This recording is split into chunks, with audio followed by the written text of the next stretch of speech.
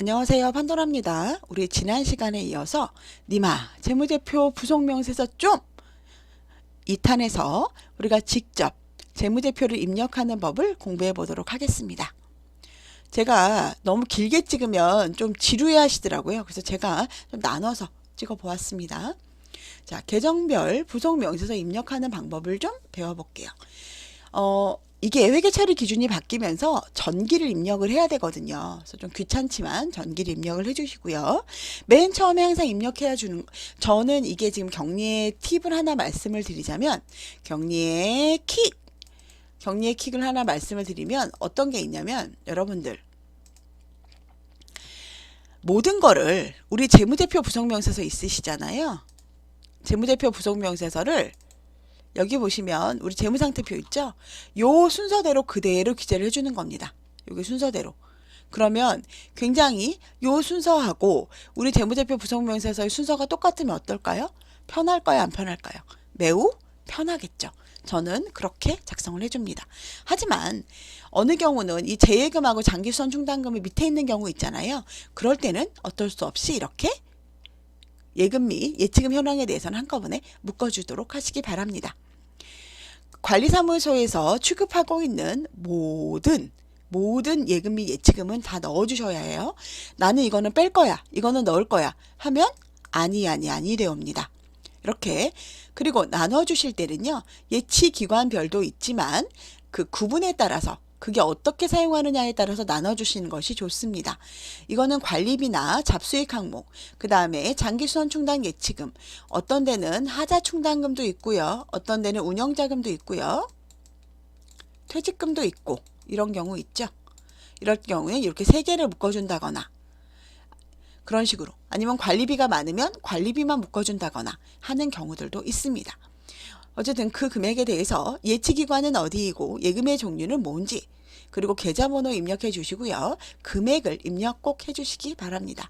여기에는 잔액증명서와 통장 실물 확인 결과표, 그리고 저는 아까 전에 뭐를 넣는다고 그랬죠? 통장 복사본까지 넣습니다. 그래야지 조금이라도 횡령의 소지를 1%도 없애기 위해서 이렇게 3개를 넣는 게 좋을 것 같습니다. 그리고 이제 미수채권을 한번 볼게요. 미수채권은 지금 보시면 한 3종류로 되어 있는데요. 여기는 뭐 좀 많죠? 미수관리비, 미부가관리비, 미수수익, 미수금 이렇게 되어 있습니다. 그래서 미수관리비 같은 경우에는요, 두 가지로 나눠져 있죠. 순수 체납액과 마감일 이후 납부액으로 되어 있는데요. 이거는 만약에 2월 28일이 토요일이나 일요일이었어요. 그래서 납부 마감일이 3월 1일인 경우가 있죠. 하지만 실제로 모든 회계에 관련된 거는 2월 28일 이렇게 말일을 기준으로 하기 때문에 회계 자체를 미수관리비를 말일자로 한 번, 그리고 다음 마감일자로 한 번 이렇게 기재해 주시는 것이 좋습니다. 미부가 관리비는 2월의 고지 예정 금액이고요. 미수수익과 미수금은 거의 같이 쓰는 경우가 있는데요. 미수수익과 미수금은 사실 약간 다르긴 달라요, 여러분. 그죠? 미수금은 아직 들어오지 않은 돈을 얘기를 하고, 미수수익은 아직 들어오지 않은 수익을 얘기를 합니다. 약간 다르긴 하지만 우리 관리사무소에서는 거의 혼용하는 것 같습니다. 자, 선급비용에 대해서 좀 이야기를 나눠볼게요. 자, 이 선급비용 같은 경우는요, 저는 이렇게 합니다. 여러분들한테 꼭 어떻게 하셔야 라고 이야기 드리는 건 아닌데요. 저는 항상 저의 그 목표가 있다면, 항상 당월 잔액이 명확히 표기되는 걸 원해요. 그래서 당월 잔액 중에서 5066730은 어디 우리 대차대조표 상의 잔액, 우리 선급비용의 잔액과 일치합니다. 그래서 다른 분들은 뭐 다른 방식으로 쓰실 수도 있겠지만 저는 이렇게 당월 잔액을 반드시 이렇게 그 표기를 합니다. 즉 발생 총액은 얼마였는지, 그리고 회차 내용은 무엇인지, 그리고 회차는 몇 회차인지 기재를 해주시고요. 이렇게 하지 않는 다른 단지 같은 경우는 비고를 여기다 쓰고 옆에다가 뭐 만약에 8회 중 12회차면 이렇게 옆에다가 표기를 해주는 경우도 있습니다. 즉 발생 총액은 얼마고 전월 잔액, 지난달 잔액은 얼마고 당월 발생. 요 부분이 여러분 무슨 부분일까요? 부가겠죠? 부가 부분입니다. 부가. 그리고 당월 차감 하면 잔액이 나오겠죠. 전월 잔액에다가 당월 발생 그리고 죄송합니다. 제가 좀 착각했어요. 당월 발생은 말 그대로 진짜 당월에 사용한 금액이고요. 당월 차감이 부가죠. 제가 잠깐 착각했어요. 죄송합니다. 자, 저 당월 발생은 사용 금액이고요. 당월 차감이 부가 금액입니다. 그래서 전월 잔액에다가 사용, 실제로 발생한 금액을 넣고요. 그 다음에 그 부가액을 빼면 당월 잔액이 나옵니다. 그리고 그게 모아죠. 이번 달에는 이 두 개가 얼마를 발생 총액에서 얼마를 모아놨나, 즉 성금 얼마를 모아서 갚았나 그 얘기겠죠. 누계액이 여기 옆에 기재되어 있습니다. 제가 성급 비용을 이렇게 여기다가 당월 잔액을 꼭 쓰는 이유는 뭘까요? 어쩔 때는 마지막 회차가 있는 분이 있죠. 그래서 어떤 분은 이 당월 잔액이 마이너스 20원, 뭐 마이너스 150원 이렇게 남는 경우가 있어요. 이거 왜 그럴까요, 여러분? 왜 그럴까요? 항상 금액이 딱 떨어지는 금액이 아니죠. 1,000원에서 10회 하면은 매달 100원씩 하면 돼요. 근데 어느 날은 뭐 870원인데 이거를 뭐 8회차로 나누는 경우도 있겠죠, 여러분. 그럼 870원을 8회차로 나누면은 108원 정도가 나와요. 그쵸? 108원은 곱하기 7번을 해봐요. 그럼 756원이죠. 거기서 870원을 빼면 114원이 나옵니다, 여러분. 그런데 이분이 114원을 해야 되는데 108원만 부과를 한 거죠. 그럼 어떻게 되겠어요? 6원이 남겠죠? 그래서 이게 항상 여기에 6원이 남아있는 겁니다. 그렇게 부과하시면 될까요? 아니되옵니다. 그렇게 부과하지 마세요. 항상 딱 맞춰서. 그래서 제가 마지막 달을 항상 신경을 쓰는 거예요. 마지막 달에 운이 좋아서 다 모두 똑같으면 상관이 없지만 혹시라도 더 추가가 돼야 된다거나 더 마이너스가 돼야 된다면 그 금액만큼 부과를 해서 성급 비용을 남기시면 안 됩니다. 자, 가지급금 역시 마찬가지예요. 가지급금 역시 발생금액, 적요, 발생 총금액, 전월잔액, 당월장액, 당월창합, 잔액 이런 식으로 해서 항상 잔액을 가지급금 금액과 그 우리 대차대조표의 가지급금 금액과 일치하는지 확인하셔야 됩니다. 이 단지 같은 경우에는 부가가치세 대급금을 처리를 안 했기 때문에 이렇게 남아있는 거예요. 원래는 남아있으면 될까요? 안 될까요? 안 되죠? 1월 26일 날은 4월 10일 날 없애야 되고 1월 14일 거는 역시 마찬가지로 4월 10일 날 없애야 되죠. 이거는 처리해 줘야 될 것 같습니다. 뭐 부가치세, 수금이든 이렇게 근데 이미 지난 거는 처리가 안 되죠, 여러분. 그래서 일단 남아 있는 것 같습니다. 나중에 이거는 처리를 좀 해줘야 될 것 같아요.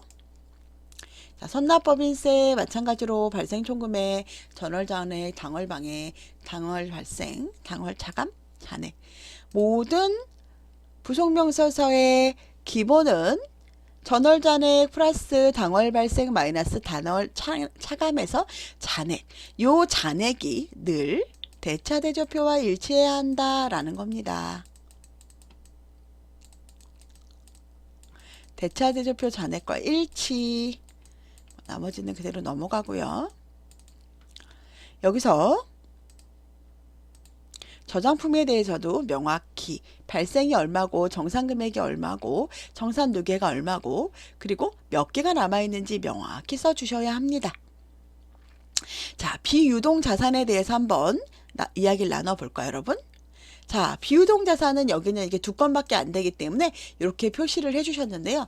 전환할 때 실질적으로 옆에 보시면 이런 식으로 해줍니다. 그래서 구분을 비품이 직기인지 공기구인지 나눠주시고요. 집기인지 공기구 글씨를 너무 잘 쓰네요. 그죠? 공기구인지 나눠주시고요. 구분 어떤 물품인지, 언제 구매했는지, 그리고 취득 가액이 얼마인지, 전월 잔액이 얼마인지. 여기는 부가가 완료됐기 때문에 전월 잔액이 나온 거예요. 당월 부가액이 얼마인지, 그러면 그 당월 부가액을 모아 감가상각 누계액이 나옵니다. 그러면 그 취득 잔액에서 감가상각 누계액을 만약에 빼주시게 되면 미상각 잔액이 나오게 됩니다. 미상각 잔액은 부과하지 않았다, 차감하지 않았다라는 얘기겠죠. 근데 이 단지 같은 경우에는요, 특이하게 모든 거를 일시상각을 하셨거든요. 일시상각 하시면 안 되죠. 근데 이 단지는 지금 일시상각을 좀 하셨더라고요. 그래서 제가 이 부분은 좀 잘못됐다라고 생각을 하고 있었습니다. 그래서 여기 보시면 옆에 회차가 나와 있죠. 몇 회 중 몇 회차. 60회로 나누면 44회차. 이렇게 표기가 되는 겁니다. 이거를 제가 한번 보여드리면, 이거는 제가 정리를 한 거예요. 이렇게 언제 구매했고 회차별로 언제 구매했는지 저는 이렇게 정산을 합니다. 그래서 여기 게시판 실제로 시작한 날짜와 부과한 날짜를 이렇게 적어주죠. 회차. 저는 이렇게 정리해 주는데 여러분들은 여러분 편하시게 정리해 주시면 될 것 같습니다. 그리고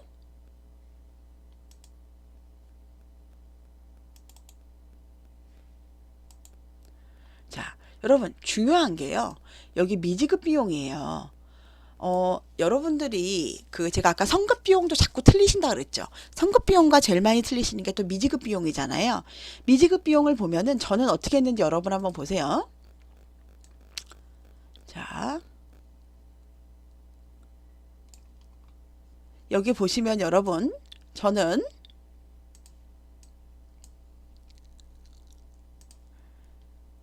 전월 잔액분과 당월 발생분을 나눴죠. 그래서 전월 장월에서 당월 차감을 해서 잔액이, 전월에 내가 부과한 금액이 정확히 납부가 되었는지 확인을 했습니다. 여러분 보이시죠? 그래서 잔액이 항상 0으로 떨어져야 되겠죠. 만약에 여러분 여기에 마이너스 100원이 났거나 플러스 500원이 났어요. 이건 뭘까요, 여러분? 전월에 부과한 금액보다 납부한 금액이 많으면 마이너스가 나겠죠. 부과한 금액보다 납부한 금액이 많으면 플러스 잔액이 남겠죠. 이렇게 되면 안 된다는 얘기입니다. 항상 잔액은 내가 부과한 만큼 납부를 하셔야 되기 때문에 저는 그래서 잔액을 이렇게 전월 잔액에서 차감액을 넣고 바로 잔액을 넣은 겁니다. 안 그러면 여기를 만약에 당월 발생 금액을 여기 넣잖아요. 그러면 여기에 이 당월 발생이 남겠죠. 그러니까 내가 부과를 잘못했을지라도 눈치를 못 채는 경우들이 있어요. 물론 여기다가 당월 발생액을 넣고 요 잔액과 당월 발생액 A-B 이렇게 해놔서 이게 0이면 사실 맞죠. 근데 여러분들 그런 거 안 하시죠? 그냥 여기 잔액만 남기시고 요 잔액이 맞는지만 확인하시잖아요. 그죠? 여기 밑에 잔액이 맞는지만 확인하시잖아요. 그렇기 때문에 저는 이런 방식으로 한다는 이야기를 드리는 겁니다. 물론 제 방식이 100% 맞다라고 제가 얘기를 드리는 건 아니에요. 하지만 제가 경험상 해보니까 이 잔액이 딱 이렇게 마이너스 0원이 나오는 걸 내 눈으로 확인해야 부가가 틀리지 않는다. 그래서 여기서 마이너스가 나오면 더 추가로 부과를 할 것이고 플러스가 나오면 그만큼 차감해서 부과를 한다 라는 이야기입니다. 그래서 만약에 그날 한국전력을 덜 부과를 했어요. 덜 부과를 했다면 이번 달에 좀 그만큼 추가 부과를 해야 되겠죠. 저는 그런 식으로 한다라는 이야기입니다. 제가 늘 맞다는 얘기는 아니에요. 역시 그 예수금 역시 저는 이렇게 구분을 합니다.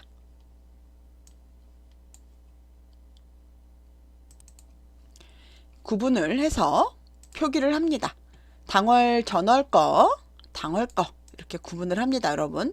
그러면 내가 예수한 금액이 정확히 납부됐는지 확인할 수 있겠죠? 그리고 제가 보시면 국민연금, 건강, 고용, 소득세, 지방소득세 이렇게 다 나눠놨죠. 이렇게 나눠놔야지 내가 어디서 더 추가로 예수를 하거나 덜 예수를 했고 납부를 덜 했는가 확인이 가능하겠죠. 자, 부가세 예수금 모아놓은 거고요. 가수금 역시 여러분 말씀드린 것처럼 발생금액에서 정산금액, 잔액 이렇게 표기를 합니다. 저는 사실 요거는 요 단지는 이렇게 했지만 이건 역시 전월 잔액에다가 당월 발생액,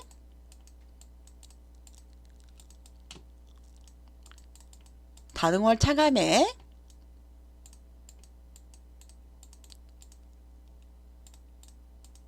그리고 당월 잔액. 사실 저는 이런 식으로 표기합니다. 네. 그러면 항상 여기가 0원이 남으면 된 거죠. 이거 여러분 이렇게 모아서 해놓는 분이 있어요. 101동 101호 외에 몇 건, 5건 이렇게 하면 될까요? 그럼 안 됩니다. 요거 한 건 한 건 표기를 해야지 그 집에서 나온 만큼 빼는 거예요. 자기 멋대로 맛대로 막 빼시면 안 됩니다. 자, 수선충당 부채라던가 연차수선충당 부채 얘기를 나오는데요. 연차수선충당금에 대해서 어떻게 사용했는지 그것도 확인하시고요. 이 금액은 어디서 보고하셔야 되죠?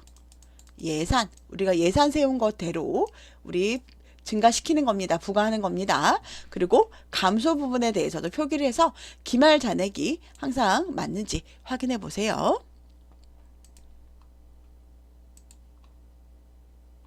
관리비 예치금 남아있고요. 퇴직급여 충당금 마찬가지겠죠?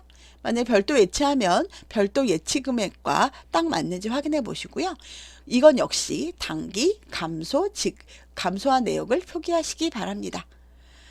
하자 보수 충당금도 마찬가지예요, 여러분. 그런데 여러분 이제는 법이 바뀌었죠. 그래서 하자 보수 충당금 내년에 하자 보수 보증금 받은 거 있죠. 하자 보수 충당금이 아니고 하자 보증금 받으신 거 있죠. 그거 내년에는 보고하셔야 돼요. 자, 그리고 장기수원 부채는 이렇게 표기를 해주시고요. 당월에 얼마가 적립됐고 당월에 얼마가 감소됐는지 그 내용이 무엇인지 써주시기 바랍니다. 그리고 예비비 적립금 같은 경우도요. 어떻게 처리했는지 확인하셔서 그 기말 잔액이 얼마인지 매달 정리하시기 바랍니다.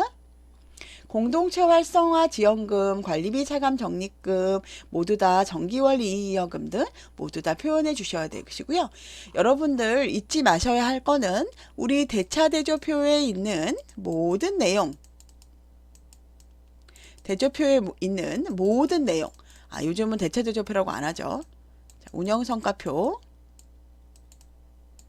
있는 모든 내용들을 다 기재해 주셔야 한다는 거 잊지 마세요. 하나라도 제가 매일 헷갈리는 게 자꾸 대차대조표를 재무상태표인데 운영성과표라 그래요. 네. 대차대조표, 즉 운영성과표에 있는 모든 내용을 기재해 주시기 바랍니다.